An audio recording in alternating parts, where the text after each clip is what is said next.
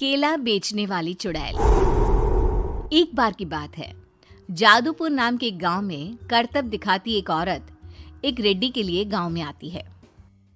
आइए आइए मेहरबान कदरदान, खाइए रोहड़ा के ताजे ताजे केले। कभी खाए नहीं होंगे ऐसे केले। पीले पीले केले खाइए। ये कहकर रोहड़ा हाथों में 4 केले लिए उन्हें सर्कल में जोर जोर से हवा में उछालती हुई करतब दिखाती है, जिसे देखकर आसपास के सारे बच्चे अपने अपने मम्मी पापा से उस औरत के पास जाने की जिद करने लग जाते हैं। पापा, ऐसा तो सर्कस में बॉल से होता है ना, ये आंटी तो केले से कर रही है। चलिए ना पापा, देखते हैं। रोहड़ा एक पतली सी तार पर चलती हुई केलों से करतब दिखाती है। आते जाते सभी लोग बाहर रुककर उसके करतब देखते हैं और वाह वाही करते नहीं थकते। जैसे ही एक आदमी पास आकर उसे पैसे देने लग जाता है, तब वो कहती है, अरे नहीं नहीं साहब, मैं करतब तो बच्चों के मन को बहलाने के लिए करती हूँ। धंधा तो मेरा केले का है। पीछे देखो मेरी रिड्डी, जो भी मेरे केले खाएगा मेरी तरह चुस्त दुरुस्त और तंदुरुस्त हो जाएगा। पता चलता है क्या कि मेरी उम्र 55 की है। अरे पर ऐसे ठंड के मौसम में कोई केला क्यों खाएगा? ये ऐसे वैसे केले नहीं है साहब, ये शरीर में गर्मी देते हैं। ठंड को दूर भगाए जो भी रोहिणा के केले खाए। पापा, अगर मुझे केले नहीं मिले तो मैं घर नहीं जाऊंगी। तभी उसके पापा कहते हैं कि बेटा, केले ठंड में कभी गर्मी नहीं देते। ये सब कहने की बातें हैं, सामान बेचने का तरीका है इनका। पर पिंकी नहीं मानती। मैं केले खाऊंगी। पिंकी की जिद के आगे नत्थू हार जाता है और उसे केले खरीद कर दे देता है। पिंकी खुश होकर केले घर ले आकर खाती है। अब मैं भी करतब करूंगी, कितना मजा आएगा। जादुई केले। पिंकी पहला केला खत्म भी नहीं करती कि वो बेहोश हो जाती है। दूसरे केले से एक काला धुआं आता है और रोहड़ा चुड़ैल बनकर बाहर निकल आती है।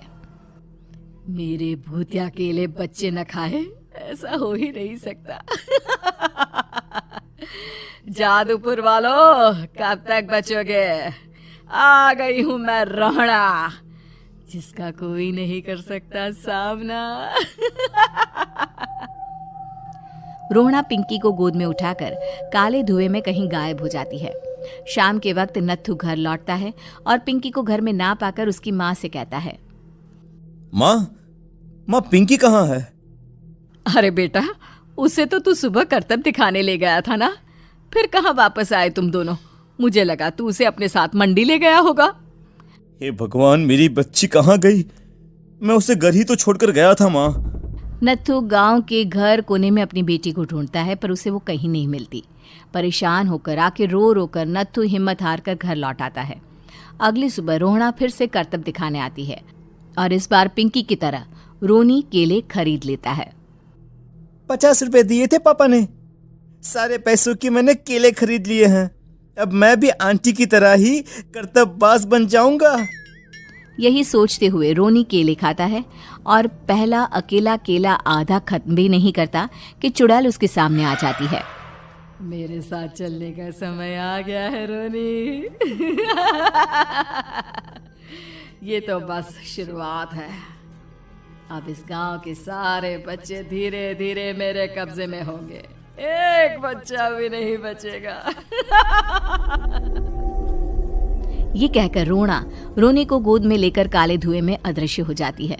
इसके बाद हर रोज गांव में से कोई ना कोई बच्चा गायब होता, पर ऐसा क्यों हो रहा है किसी को भी समझ में नहीं आ पा रहा था। रोज की तरह अपनी बेटी पिंकी की तलाश में नत्थू गांव के एक तालाब के पास बैठा रो रहा था। कहाँ गई मेरी पिंकी?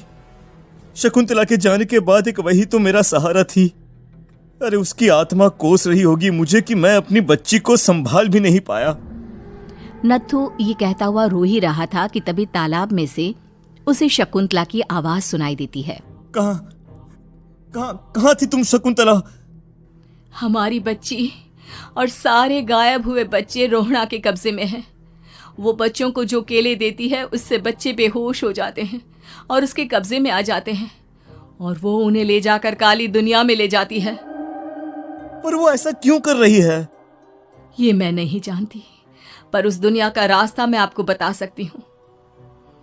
जहां ये नदी खत्म होती है वहां एक केले का पेड़ है, उसके नीचे एक दरवाजा है, वहीं से रास्ता जाता है उस दुनिया का।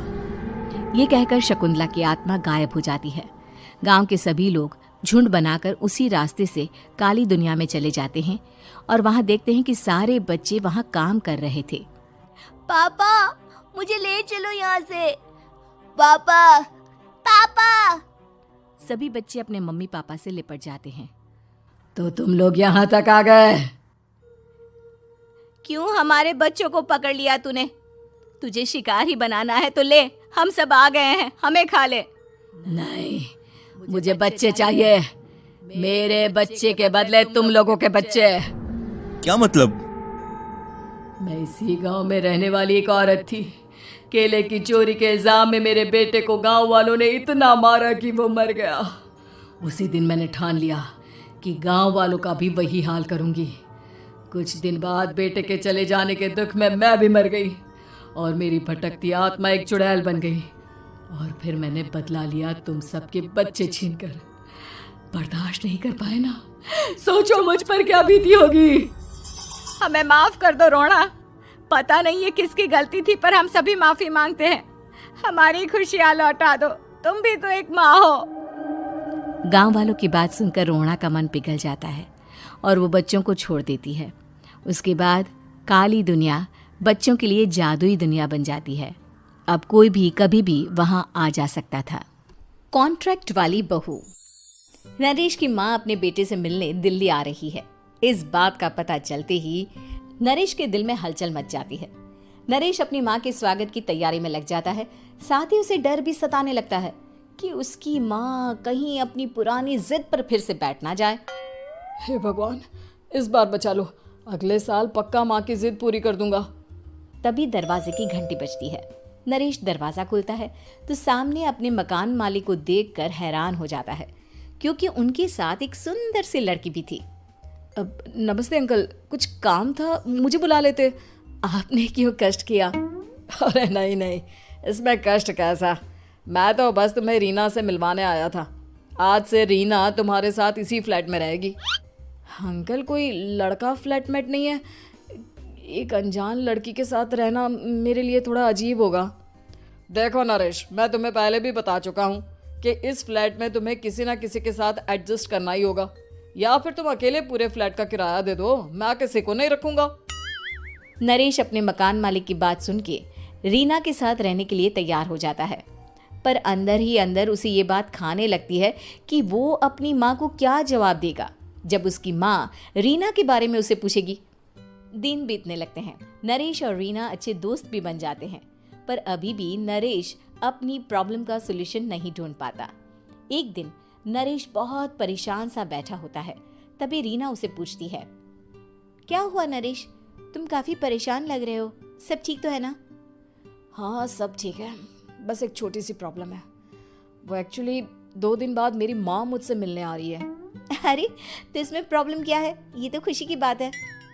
हाँ रीना, बट मेरी माँ एक जिद लेकर बैठ गई है कि मैं शादी कर लूँ, पर मैं अभी इस चीज़ के लिए तैयार नहीं हूँ। ऊपर से जब वो तुम्हें देखेगी तो 100 सवाल करेगी, क्या जवाब दूंगा? अरे इसमें कोई टेंशन वाली बात नहीं है, मेरे पास ना इस प्रॉब्लम का सलूशन है, जिससे ना तुम्हें शादी करनी पड़ेगी और ना ही तुम्हारी माँ मेरे बारे में कुछ पूछेंगी। रीना की बात सुनकर नरेश सोच में डूब जाता है। वो सोचता है कि रीना खुले ख्यालों वाली लड़की है, कहीं माँ को सच बता ना दे। नरेश को सोच में डूबा देखकर रीना कहती है, अरे क्या हुआ, किस सोच में पड़ गए?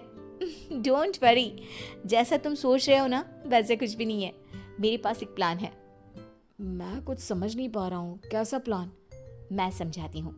हम ना एक कॉन्ट्रैक्ट मैरिज कर लेते हैं। फिलहाल मेरे पास जॉब नहीं है, तो तुम इस रूम का किराया दे देना जब तक तुम्हारी माँ यहाँ रहेंगी, सिर्फ तब तक। और तुम अपनी माँ से कह देना कि मैं तुम्हारी पत्नी हूँ, इससे वो मेरे यहाँ रहने पर कोई सवाल भी नहीं करेंगी। अरे बात तुम्हारी ठीक है, पर माँ से झूठ बोलना, ना ना पापा, मैं ये रिस्क नहीं ले सकता। कोई और आइडिया दो ना तुम। देखो मंजूर हो तो बोलो, वरना सच बता दो, मुझे कोई प्रॉब्लम नहीं है। रीना की बात सुनकर नरेश सोच में डूब जाता है।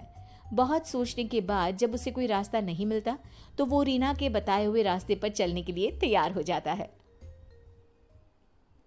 वो रीना से बात करता है और अपनी माँ की पसंद और नापसंद के बारे में बताता है।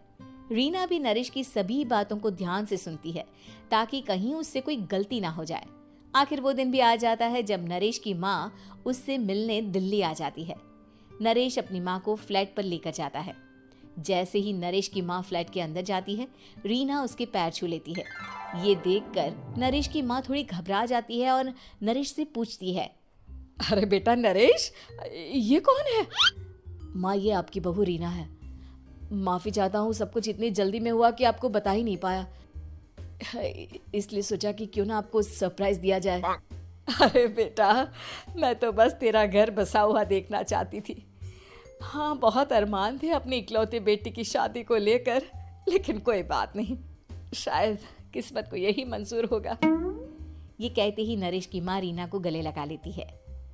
रीना बेटिया, मेरा बेटा ना थोड़ा नादान है, पर तुम काफी समझदार लगती हो और मैं जानती हूँ कि तुम इसका बहुत अच्छे से ध्यान रखोगी। माँ आप चिंता मत कीजिए, मैं सब संभाल लूंगी। नरेश की माँ अपने बहू और बेटे के साथ खुशी खुशी रहने लगती है। दिन बीतने लगते हैं।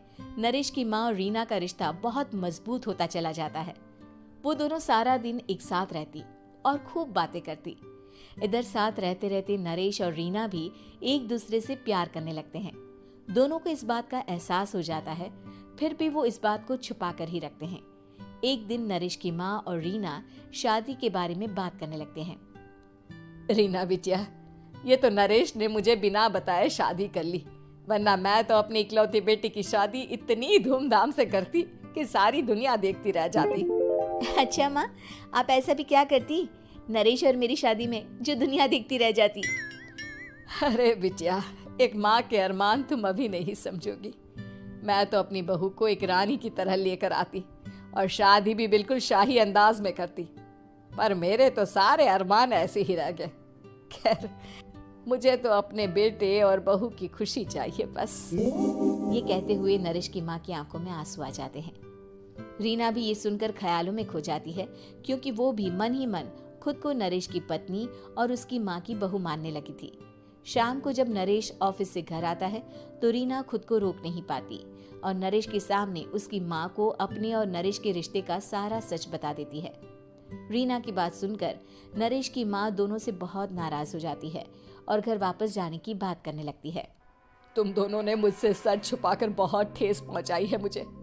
अब तुम लोगों के साथ नहीं रहना चाहती मैं, कल ही वापस चली जाऊंगी अपने घर। माँ मुझे माफ कर दो, ये सब मैंने रीना के कहने पर ही किया है, वरना मैं भी आपको कभी ठेस पहुंचाने के बारे में सोच भी नहीं सकता।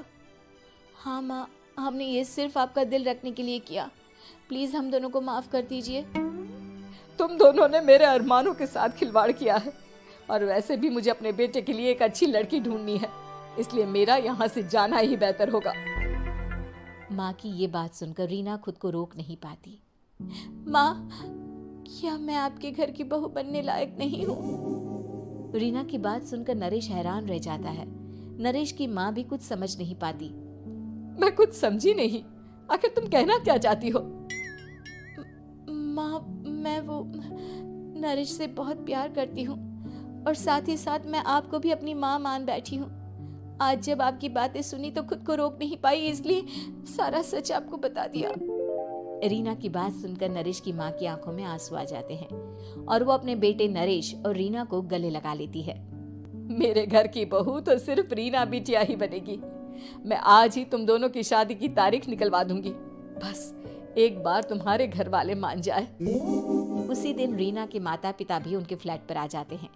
दोनों परिवार आपस में बैठकर बातें करते हैं और शादी के लिए राजी हो जाते हैं। रीना भी कॉन्ट्रैक्ट फाड़ देती है और कहती है, सही मायने में मैं अब बहू बनूंगी, अब तक तो सिर्फ कॉन्ट्रैक्ट वाली बहू थी।